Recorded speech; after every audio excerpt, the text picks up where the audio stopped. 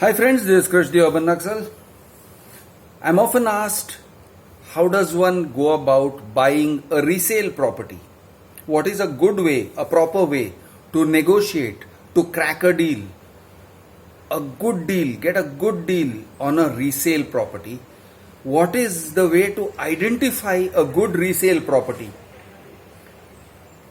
Resale property meaning a property that is already being lived in by somebody, that is an actual user, or it could be sold by an investor. It could be a perfectly new locked up flat which an investor has bought. He has kept it locked up for 6 months or 1 year after getting possession, and now he is selling it.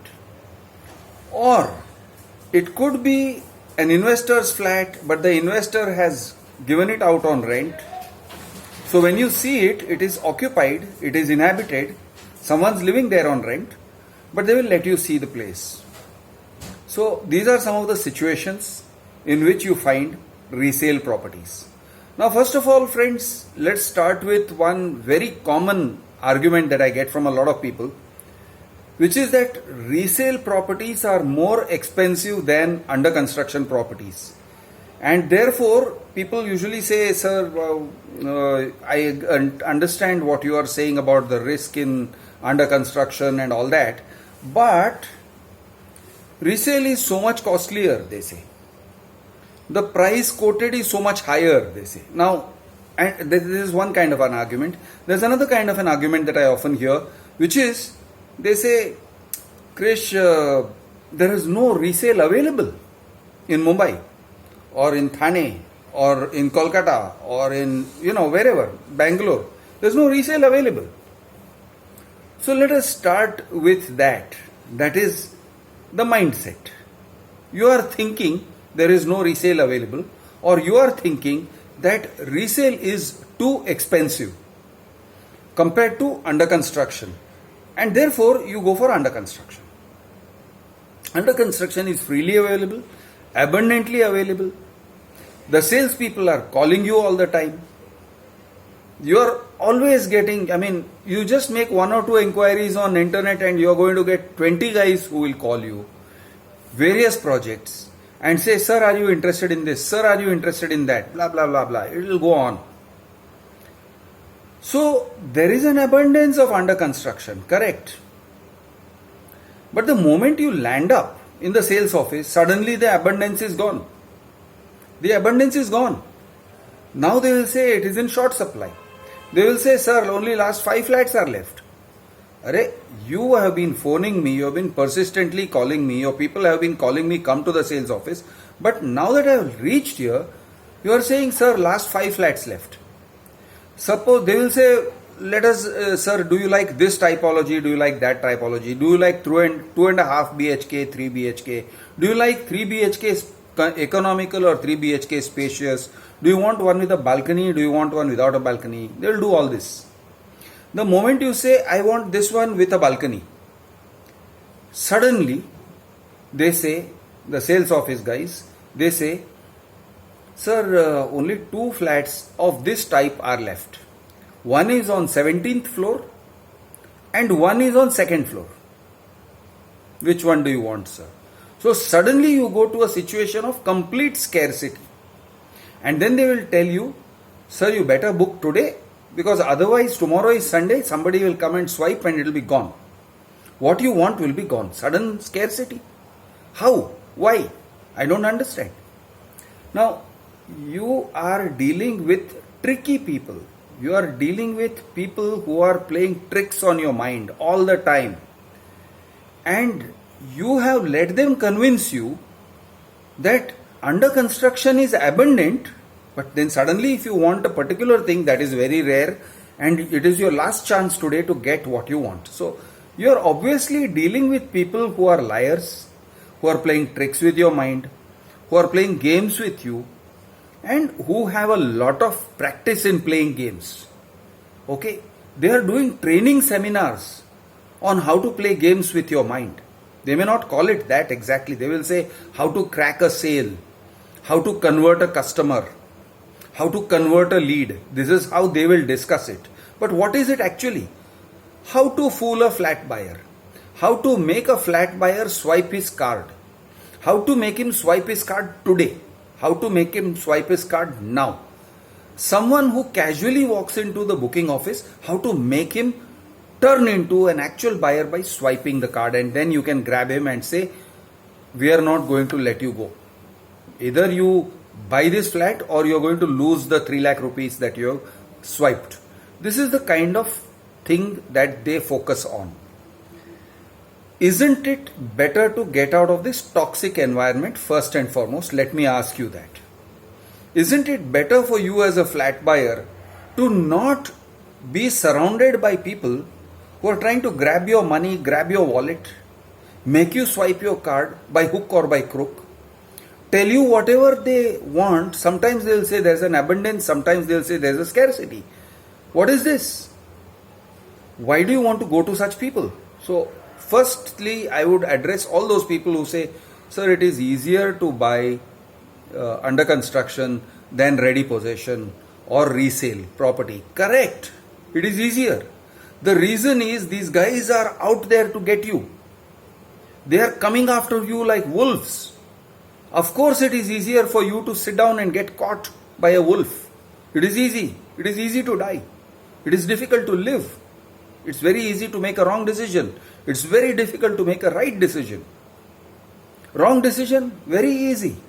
You just say, okay, where do you want me to sign? I'll sign. Where do you want me to swipe? I'll swipe. Finished. The decision is over. And you are in their pocket. This is how it is. It's easy. But is it in your interest? That is the main thing. Is it in your interest? So you should be afraid of something that comes to you too easy. Now let me talk about ready possession and resale. No, forget about ready possession. I don't want to talk about ready possession today. I will talk about resale. Ready possession is when a builder is selling it to you saying it is ready. But you are still dealing with a builder. Today I will not talk about ready possession. Some other time. Today let us talk about resale. Now, first let me tell you about the abundance of resale.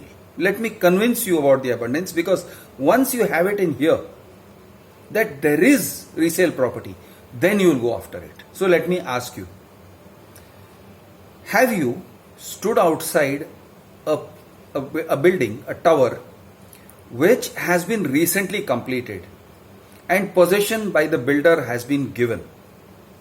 Hopefully after OC has come, possession has been given.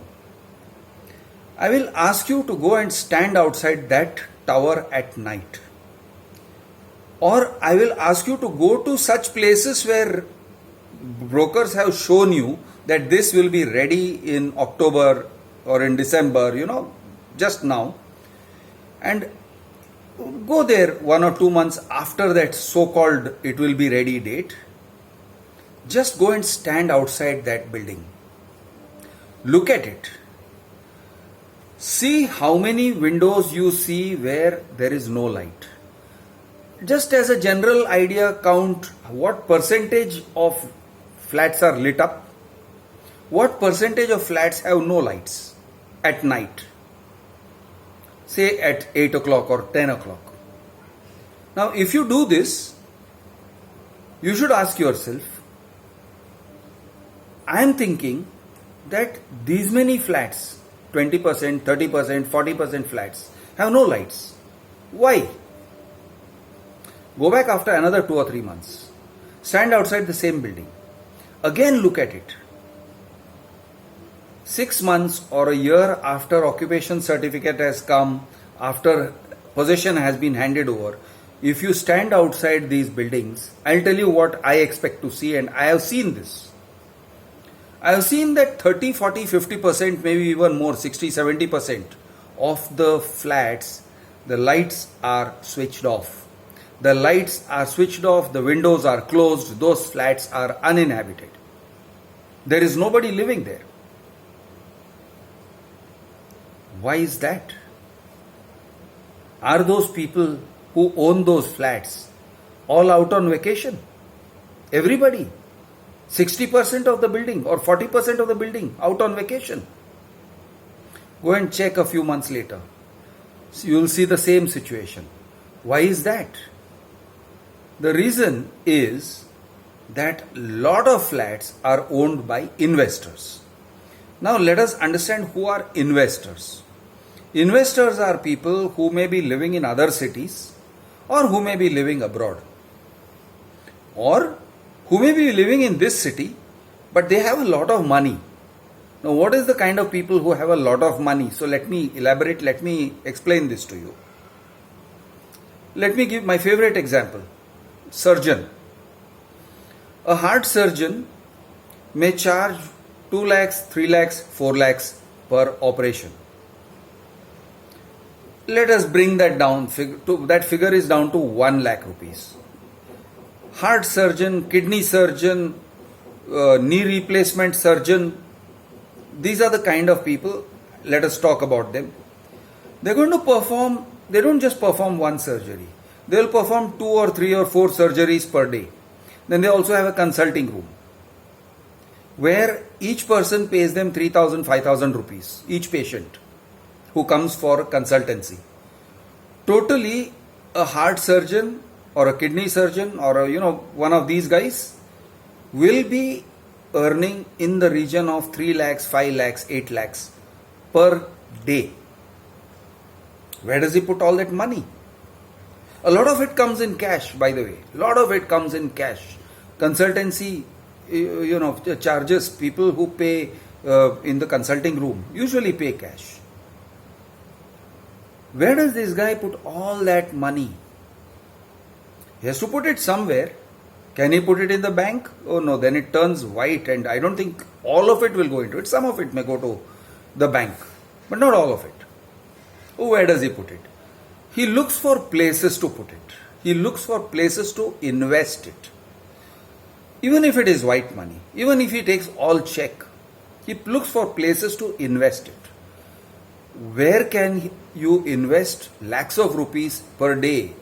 Maybe lakhs or crores of rupees per month. You put it, let us say, in Godrej, Lodha, Mumbai, Thane, Pune. You keep diversifying. You own a lot of properties in your wife's name, in your son's name, to the extent that you can do that. How much can you pass on? It's not easy to pass on money like that kind of money. You put it with various builders. Of course, you may do other things. You may open businesses, you may fund businesses and so on. But you are a professional. There are others who are similarly very, very cash rich. Hoteliers, restauranteurs even. A good restaurant can earn about 1 lakh or 2 lakhs or 5 lakhs of rupees in a day or two. Not a problem. They earn big money. They turn over big amounts. And that money has to go somewhere. Often with a surgeon, very little expense, no expense. What is his expense? It's just money. It's just income. Where is it going? Okay, he'll build a hospital. What else? He'll build a polyclinic. What else? He'll buy equipment, MRI and CAT scan and all these PET scan and you name it. He'll buy equipment, pathology labs. What else? Where does it go? So it goes into, at least the part that he keeps for himself, will go into property. There are people living abroad earning very fancy salaries. Fancy could be anywhere in the range of a guy in Dubai might be earning maybe 2 lakhs, 3 lakhs, 4 lakh rupees per month. And he has this sentimental feeling. He says, I want to put money into India. Why? He's a Mallu. He's a Malayali. He's from Kerala. He wants to go back to Kerala. In any case, he wants to come back to India. He knows he has no future in Dubai or Bahrain or Oman or wherever. He wants to come back to India. So he says, Lodha, good property. And just then someone like Square Yards will go and catch him and say, you buy this property. And he'll say, okay, Lodha, good name, big name. He doesn't know what's going on at the ground level. Big name, good brand, well-known brand. He puts the money. So in this way, you have a lot of these investors who, after they take possession, will want to sell. Do they want to sell immediately? No. They want to sell after 1 year, maybe 6 months, maybe 2 years, maybe 3 years. But in a very reasonable period of time in the first 2 or 3 years they want to sell. Now, is it easy to sell for them? The answer is no. Let me give you an example of township projects like Palava City. If someone buys a flat in Palava City at 50, 55, 60 lakhs and then tries to dispose it off at a profit, say 65, 70 lakhs. First of all, profits are not so easy to make because you have paid stamp duty on that amount. Okay, you paid GST on that amount. So you are not going to be able to recoup all of that. So people want to sell a 55 lakh rupees flat at least 65 lakh rupees to come out decently. 70 lakh rupees. Are they getting the price? No, they are not. Why? Because there is an oversupply. There is an oversupply of property. Lodha is selling. Lodha's high pressure sales office is selling properties. They have a very high pressure sales office. They may not directly compete, but they are indirectly competing with the investors who are trying to sell their property. So what happens to these properties? What happens to the investors who are trying to sell their property? Investors who buy at 55, 60 end up selling at 30, 35, 40, 45. Initially, they may not quote for 45. They may say, I want 70. Then they find out the market is not like that. They go and sit with some estate agent or they phone an estate agent and tell him to sell. He will say, मैं 45 में बेच के देगा. This guy says, I bought it at 55, 60. No, sir. मैं 45 में बेच के देता है. तुमको okay है तो बोलो. And then that guy will also proceed to play games. Maybe he sells it at 45. Maybe after 6 months he is saying, sorry sir, क्या करने का, बिकता नहीं है, क्या करूं? अभी मैं जबरदस्ती तो नहीं बेच सकता है ना. Meanwhile, same broker who is offering this guy 45, same broker is selling Lodha's properties also. Any customer who comes to him for resale, he'll say, come with me. He takes them to Lodha's sales office. He puts them in the Palava City sales office. They will convert him with high pressure sales tactics. They will say there is scarcity. They will say there is abundance. They will play with his mind. They will take his token and boom, they convert him. They take him. So Lodha gets that customer. This estate agent who is supposed to be helping the investor doesn't help the investor. Helps Lodha. This is the reality. Now I am asking you again. Now that you understand the reality a little bit better, don't you think there are a lot of flats out there waiting for you to buy them at lower prices? Don't you think, like Palava City, there will be other places where investors who have purchased, who have taken possession, we are talking about people who have taken possession, have, completed the deal with the builder, everything is clear. Maybe they are paying a loan. Maybe. And if they are paying off a loan, you can take over that loan. So that is not a problem. Do you really think there are no such properties, resale properties? Of course there are. Now let us talk about how to negotiate, how to identify. Go and visit a lot of properties, first and foremost. Take a broker with you because he knows how many properties are there in which area. He may try to take you to a builder, a sale office of a builder. Tell him, Baba, I am not interested in sales office. But do one thing. See, the reason why a broker takes you to a sales office is he is interested that the sales office will convert you and he will get a commission. However, there is a downside. Builders don't pay channel partners or estate agents regularly. They will pay after a year, 2 years. They will keep them hanging a long time. You can do one thing. You can tell him, Baba, listen, you just show me flats for one day, today. At the end of the day, I am going to give you 1,000 rupees. Now, why would this interest a broker? It would interest a broker because they have very little petty cash.